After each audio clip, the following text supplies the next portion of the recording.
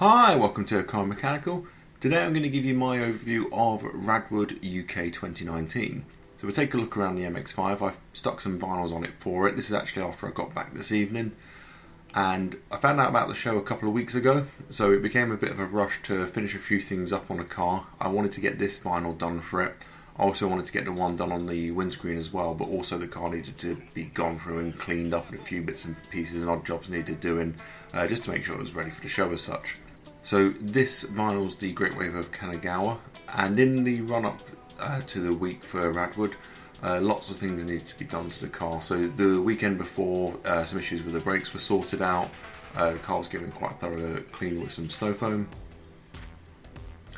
And then I wanted to sort out the vinyls as well. So once the car was all sort of cleaned up and ready, I cut a test wave. So I've got my vinyl cut, which I've covered in a previous video. I've not really put it to use, so I wanted to do something a bit more challenging. So I did about an A4 sized wave. So this is the Great Wave of Kanagawa again. And I just wanted to see how it would look on the car.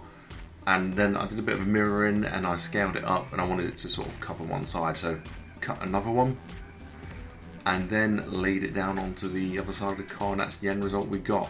There are issues with that, I'll cover those in a future video. The next vinyl is the windscreen vinyl, and that's the katakana for Radwood, which is Radwood.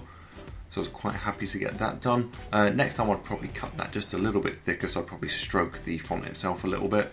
So it wouldn't be a car show in the UK without some great British weather, and I got my pictures and videos a bit later in the day. I enjoyed a lot of the show, sort of just being there to start with, so I didn't really go around with my camera as such when we started.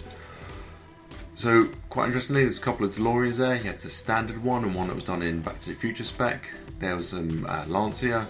You had sort of standard Fiestas, you had Rovers, and we'll just walk around and we'll sort of go through everything. So everyone was really chatty.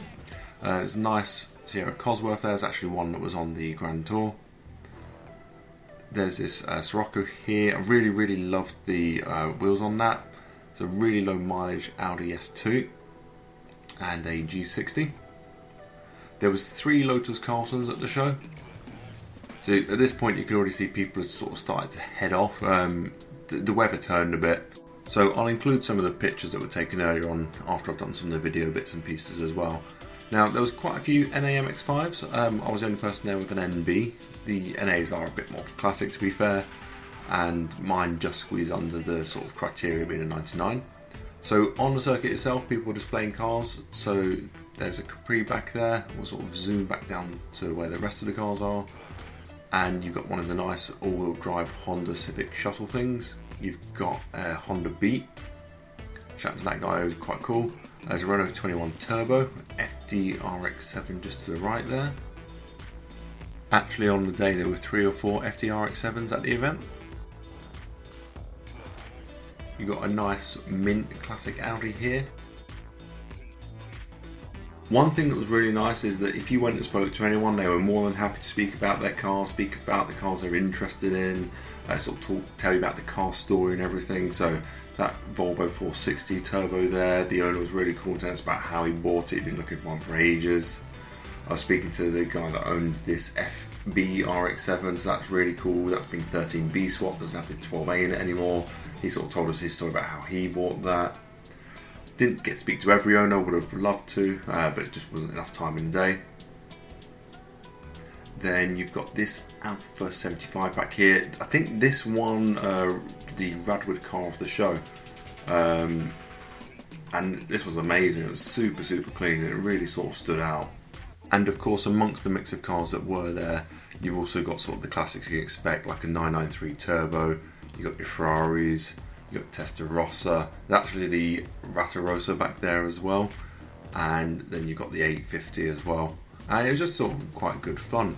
Everyone sort of seemed to be in the spirit of the day. You had people dressing up as you've just seen. I want to make more of an effort the next time I go to sort of really pick out something that's peak 90s. So when it comes to outfits, you actually had this lady who won the best outfit of the day, and she was dressed as an aerobics instructor, so that was pretty cool.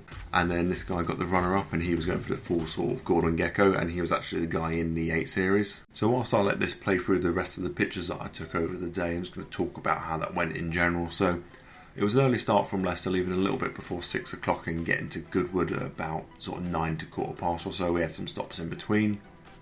and we showed up. The guys were quite welcoming. They told us where to park, so we parked up the MX-5. We had a bit of a wander around and we got to have a look at some of these cool cars that were all around. Some of them were especially mint. I don't know how some of the owners managed to keep certain things in the condition they did, like this Lotus Carlton. I know it's been restored, but it's still in ridiculously good condition. Going around and sort of chatting to people.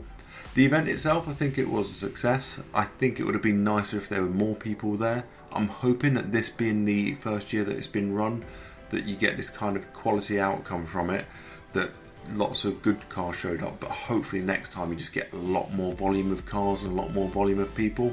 Sometimes it just takes that first year of an event for people to learn that it's there. It's going to get covered in bigger YouTube channels, by magazines, by other media, and hopefully it gets the word out there. And where it was cool to chat to all the guys that had bought cars along, it was also cool to chat to the guys that set up and brought Radwood to the UK, so it was really great to sort of have a chat with them. So they were keen for feedback, if we thought there were any other venues in the UK that would be any good for them. Also, you know, where to get a Sunday roast. I would recommend, if the show's back on next year, that you go along, take the car, register for the event and everything. The guys put on a great show. It does leave me with the question though of what I would be taking next year, as I think I'll be saying goodbye to the MX-5 in a couple of months with a house move, and I need a car that is a better all-rounder for my 80 mile a day commute to work, something that's a bit better suited to the winter. So with my final pictures taken, we headed back up to Leicester. The weather greeted us along the way with even more rain.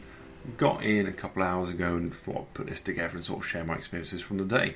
So that is it for this video, guys. Thank you very much for watching.